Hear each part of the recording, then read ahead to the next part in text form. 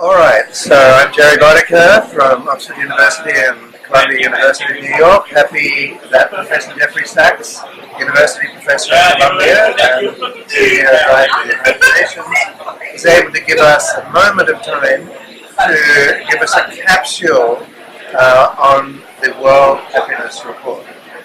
Professor Sachs, this is radical and new in international development planning and thinking, that happiness should be a lead indicator in assessing and strategizing national development.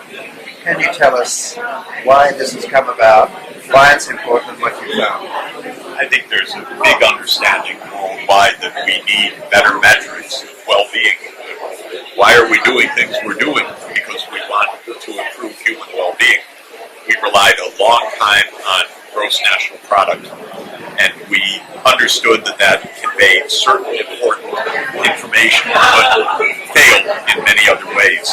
Then the United Nations, especially the UN Development Program, adopted the HDI, the Human Development Index. This was an improvement because then you had information about not only income per person, but also life expectancy and other health indicators and literacy and education indicators. So this was a composite that added better information and helped us to see that certain rich countries were failing in other dimensions of well-being. Certain poor countries were able to do very well.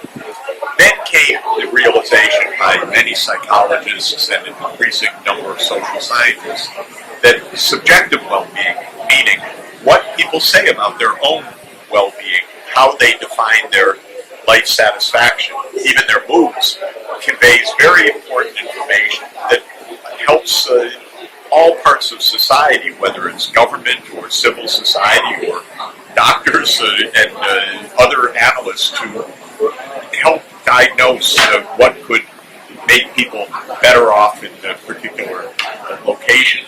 As that research was taking off, of course, we had the great initiative of Bhutan. The fourth king said, we don't want gross national product, we want gross national happiness. And that spurred not only tremendously deep and interesting and creative thinking in Bhutan, but it stimulated a worldwide imagination. Wow, look what they're doing. What can we do about that?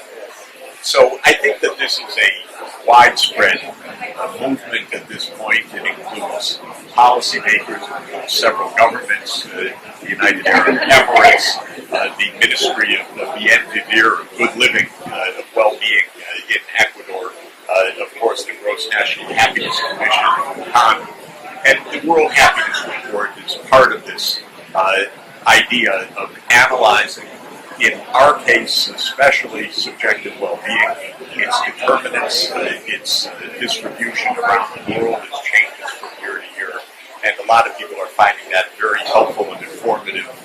We have huge downloads when the report is issued each year because people are interested. Yeah. Thank you for that. Second question, the findings in the World Happiness Report indicating that happiness levels are associated with equitable income distribution and stable and progressive economic development.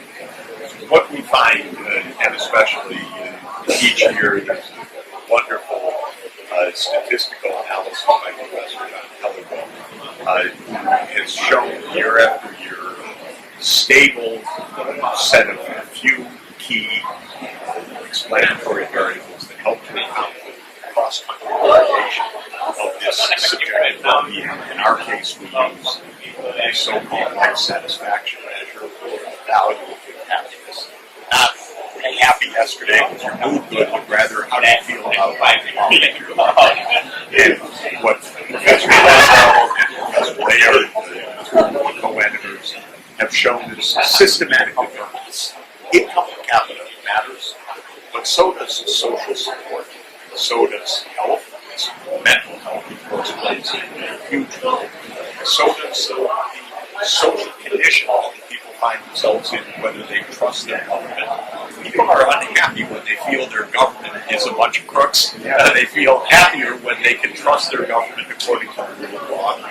people feel happier, more satisfied with their life, I should say, when they trust other people in society.